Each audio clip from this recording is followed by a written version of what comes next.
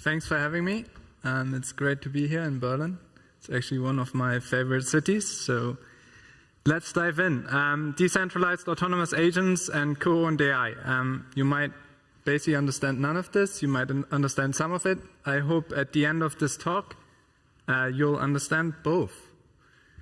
Thanks to Don, who brilliantly explained that he's building the YouTube for AIs, AI agents. We are building the AI agents, hopefully the good ones. Who am I? So my background is in economics. I did a PhD in Cambridge, and then I moved on to build in multi-agent systems. I co-founded Valerie, which is a technology labs, and I'm one of the founding members of Ola's DAO. So what is our mission? Our mission is to enable groups to co-own AI systems. What we mean by this, we'll get to it. But we'll start with decentralized autonomous agents. And we'll also learn in the next few minutes what I mean by this. But before we learn that, everything I'm talking about is real. There's obviously degrees in which this is going to improve, hopefully quite drastically in the future. But Ola's today is live and thriving. Actually, a couple days ago, we reached this important milestone that 1% of safe transactions on Gnosis chain have been coming from Ola's, which is actually quite some achievement. So you have AI agents now transacting at this point in September at 50% of all safe transactions on Gnosis chain. Now, what will we cover today? I would like to cover the evolution of autonomous agents, then explain what I mean by decentralized autonomous agents and the role Ola's plays in decentralized autonomous agents. Then I'll try to convey what I mean by co-owned AI systems. And obviously, you'll want to hear what are the real use cases, what are the applications, and at the end, I'll give you some concrete tips as to how to get involved today. So let's start with the evolution of autonomous agents. And first, we need to understand what is an autonomous agent. So an autonomous agent is basically software, a software entity, that does things on behalf of someone. That someone could be any type of entity, an organization, a person, another autonomous agent. And that autonomous agent does that with some degree of independence and autonomy. Now, key characteristics, and you can find all this in more detail, obviously, in the literature and on Wikipedia, is that they tend to be reactive, proactive, and social. What do we mean by reactive? So, for instance, they might be perceiving something from the environment and then have agent-specific internals which tell it to react to those perceptions. They might also be proactive, where maybe prior information which was perceived, plus some internal state, determined that now is the time to act. And finally, they're social in the sense that they interact with other things, beings, other autonomous agents. Now, there's not just one type of autonomous agent. I mean, there's basically a huge variety of types of autonomous agents, and it really depends on these internals as to what type of autonomous agent it is. It can go all the way from almost like a simple function in the software engineering sense, all the way to like a very complex system with many layers of deep learning and other forms of AI subsystems. Now, the interesting thing is that autonomous agents can and often do interact with other autonomous agents. And systems which have many autonomous agents interacting and solving complex problems, often in a decentralized way, are also referred to as multi-agent systems. So hopefully now, at least some of this complex terminology has been explained. So what's changed with autonomous agents? Well, there have been in my opinion, two key evolutions in the last 10 years or so. We started with the arrival of smart contract blockchains. Why are they important? Don already mentioned it. agents are unlikely going to use your permissioned banking API or whatever API. They are more likely to transact on a public and permissionless blockchain. Why is that so? Because it's free to access, and basically there's censorship resistance, all the properties we know and like. And obviously we can have pretty complex contracts expressed between agents or other types of entities on those chains. Now that's all good and well, and there were quite a few projects who have been, including some where I worked with before, have worked on agents precisely for those reasons. They understood that smart contract chains create an unlock for autonomous agents. But in hindsight, I would say that one other piece was missing. And that came late last year for the public, at least, and that was basically ChatGPT, or the technical term large language models. And what do they offer? Simply put, that's not the technical term, better thinking tools. So autonomous agents, before then, you had to either have some rules-based system, or if it was some sort of deep learning type of reinforcement learning type AI subsystem which was used in the autonomous agent, it would have to often be custom made for specific use cases. The great thing with LLMs is that you can have like very unstructured input and you can still reason about it to some degree. Obviously, we're at the early stages there, and there's still a lot to be done, but this has created a massive unlock. We see it with all the use cases which I'll present to you today. So let's take a step forward and talk about decentralized autonomous agents. Now, if autonomous agents are purely deployed on-chain, and there's various projects working on this, then that can be very exciting from the point of view of getting all the benefits of smart contracts. However, they definitely lack one of those key properties which I introduced earlier, which is that one of proactivity. So I can only do so much. Now, of course, I'm not saying that's a bad thing, but it basically limits the design space. So if you want to get access to the full design space and retain decentralization, then we need something new, which needs to happen off-chain. And that's what we do. So the OLA stack, you can think of it like the OP stack for autonomous agents. It's basically an off-chain software stack where you can build autonomous agents and you can then operate them in a centralized or decentralized way. We'll dive into this in a bit more detail in a second. But let's first look at the properties that then gives us. So we have some of the properties of smart contracts in the sense that we can have decentralization, we can have a public system which is transparent, which is auditable, which is assured to follow certain rules. But we can also have benefits of web services like cron jobs, things which run continuously in a loop, don't require any external input to be proactive.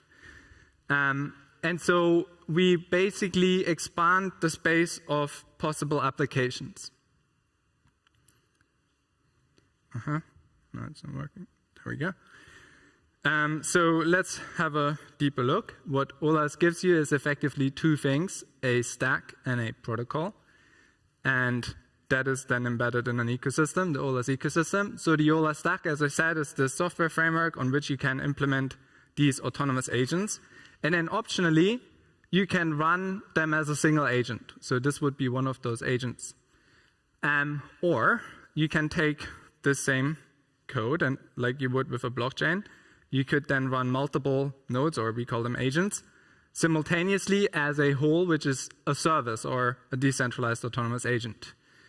And in order to make this all work, there's basically a consensus gadget inside, there's a slashing mechanism, and there's an on-chain protocol to secure these systems. If you want to learn more, and obviously this is just a high-level primer, please come to our stand and we'll help you answer any technical questions.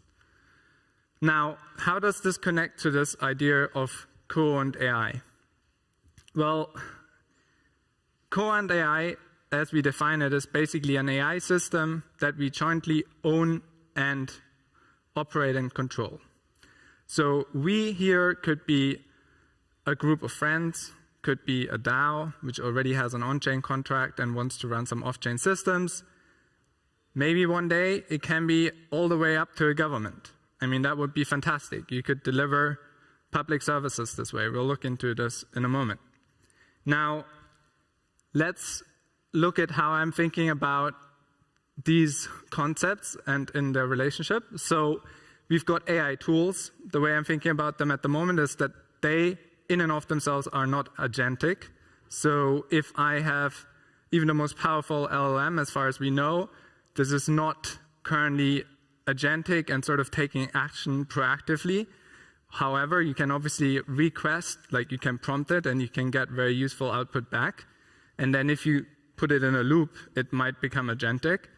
Who knows? But at this point, we're talking about an autonomous agent. So an autonomous agent can use these AI tools, be they from a centralized provider like OpenAI or Anthropic or any of the other many providers, or a open source version thereof, a locally hosted version, one you've built yourself, trained yourself, whatever. So the autonomous agent is sort of a level up. It gives you these agentic behaviors. We covered the definition before. And then, of course, you can build such an autonomous agent with the OLA stack, but you can go one step further. You can now decentralize it. The technical term in OLA's land for this is autonomous service. Recently, we prefer to say decentralized autonomous agents simply because it's not another term. We use them interchangeably. But what this ultimately enables is we now have like this kind of framework, this system, the stack, where you can build arbitrarily applications which run off-chain and which are arbitrarily configurable to be centralized, more decentralized, distributed, whatever. And as these applications and systems which we build on the stack become more powerful, they, in our opinion, move towards this kind of concept of co-owned AI. Now, let's have a look at why we would and should care about this. So let's go first to this co-ownership piece, because this implies quite a few things. I mean, that's implying that there's, at least between the owners of the system, a certain level of transparency. So let's say I'm a group of people who cares about running a certain piece of off-chain code. Maybe we don't care about it being public, but we want to know amongst each other that we're running this, then we can use this stack in a sort of permissioned private manner. But we could also do it publicly. It gives us auditability because the code and the transparency are there. Accountability, because we can more easily infer when something goes wrong, where it went wrong or why it went wrong. We can look at the code. We can correlate that with the decisions being taken. We can implement shared decision-making this way. So basically, let's say we have a DAO. The DAO wants to have some wants to affect something in the real world, like calling an API with some value or something. We could encode that capability in an autonomous service, a decentralized autonomous agent, and then effectively the DAO, the on-chain contract of the DAO, the governor, can control this off-chain system to take these actions in the real world. Diversity in the sense that if I have a system which is co-owned and where I have the opportunity to, for instance, in a DAO context, bring in different perspectives to design the system and evolve it over time, then the transparency and the contributions from others can lead to a more diverse outcome. And really the key thing, I think, is that DAOs, decentralized autonomous organizations, are really just the starting point of co-owned AI. And if we think decentralized autonomous organization to the nth degree, then what is this? Well, it's an organization, in the sense, at least if it's embedded in software, that has increasingly complex software, which means at some point it becomes AI, loosely put, and so we can cluster it or see it as a co-owned AI system. Now, why should we care from a social and economic point of view? We have this issue that we know from Web 2 that there's enormous power laws and winner-takes-all phenomena effectively from domains like search, like social, you name it, delivery. Now, if we think about LLMs and like the application which will be enabled by these systems, it is probably likely that we will have the exact same phenomenon. And that's an issue. I mean, then you effectively have these AI systems, which some say will very soon be AGI systems, that are effectively owned and controlled by the very few. So it's probably smart if we build technologies which allow us to run these systems as decentralized systems so that we can co-own them. Be it as, again, a group of people, a DAO, or even a country, citizens of a country. Now, of course, we have already public goods on-chain, so it's kind of trivial to see that we would be able to deliver public goods via something implemented on such a decentralized autonomous agent technology. Actually, we have such a product. We'll cover it in a second. And I'm going to skip this one. AI safety. There's actually interesting connections there between AI safety research and decentralized autonomous agents. Because insofar as we can at least constrain the action space of the agents, then I think we have higher chances of doing it in that setup than in a centralized setup. Happy to kind of explain my thinking in person. Now let's look at the applications, because I'm running out of time. And that's the key thing. So we have quite a few of these systems running. You saw there was tens of thousands of transactions made by these systems. So where are they coming from? One of the use cases, which is almost like a public good to our DAO, is what we call contribute. So the OLAS DAO has the system contribute, which allows co-creation of the DAO social media strategy. OLAS doesn't have any other marketing. This is it. So how does it work? DAO members can basically earn points by doing all sorts of actions off-chain. Now, these points are tracked on a leaderboard, and they translate into a dynamic NFT. Right now, that basically just means you get a nicer picture. But of course, the composability of the NFT opens opportunities for future use cases. Now, how does it work? There's a decentralized autonomous agent made up of individual agents who use large language models to score these contributions. Currently, the version which is live just looks at basically contributions on former Twitter, now X. And the logic of the service ensures that basically nothing can go wrong. So both on the scoring side, there's all sorts of failure modes which are accounted for. And then on the taking action side, i.e. putting content on social media as well. So the community, the DAO can come together, compose content off-chain, and then instruct this autonomous system to disseminate it back onto Twitter, or if you integrate Lens or any of those others, Filecaster, and then that would be possible too. The biggest, in terms of transaction count, use cases we have live right now, and the most easy for you to engage with, is the AI prediction agent hackathon. My colleague gave a workshop the other day. Basically, what we found is, in partnership with Gnosis Chain, Claros, Reality Eve, Omen, and a few others, is that there's an opportunity for AI agents to participate in prediction in prediction markets. And that's because they're very, very scalable environment in which we can apply agents.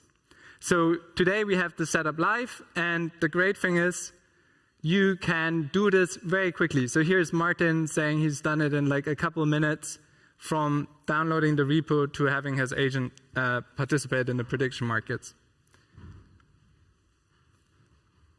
Now, where are we going with this? Let's close the loop to what Don was saying earlier. Don's building the YouTube for AI agents. We're building the AI agents. If you think about where are crypto's next billion, maybe trillion users, it's AI agents. You know, the others can come too. No one's going to complain about that. But AI agents is a big underexplored use case. And yeah, we're here to build it. So come talk to us. Thank you very much.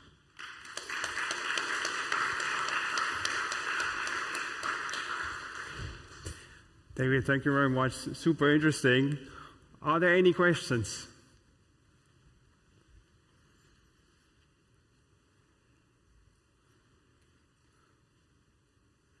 Oh, here's one.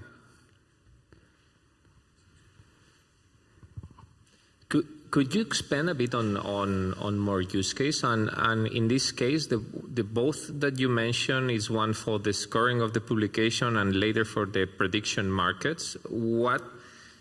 It's first, if you have more use case in mind, and second, which is the upgrade of agents, using agents instead of other machine learning models for these the two use cases that you mentioned?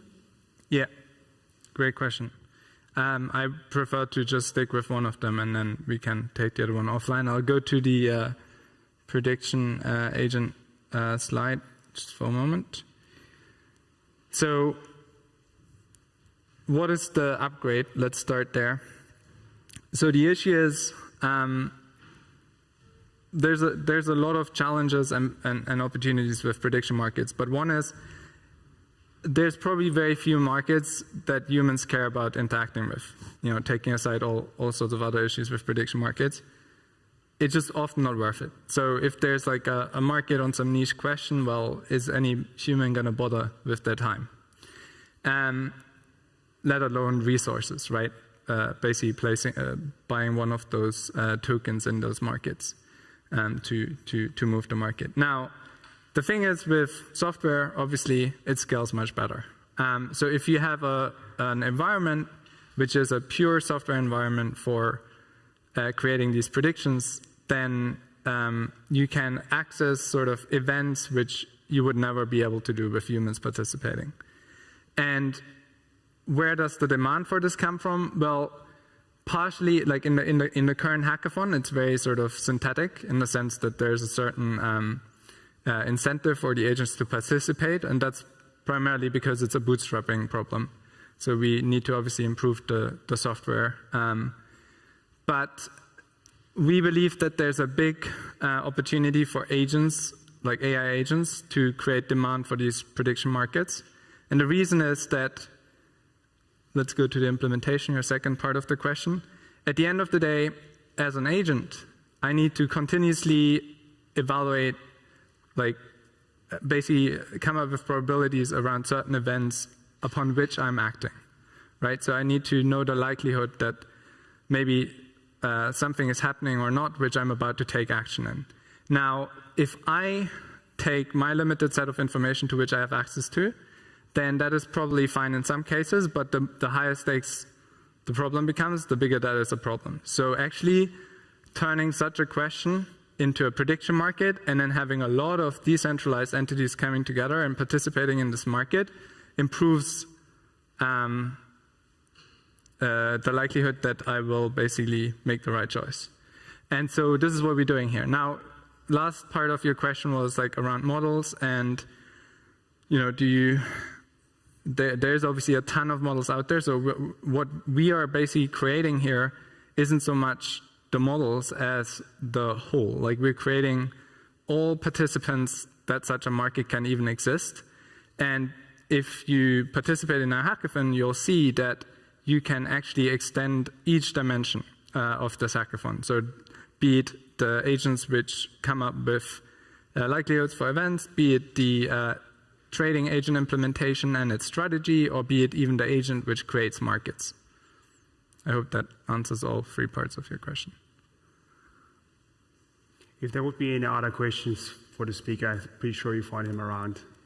So please give it up again for David. Cheers.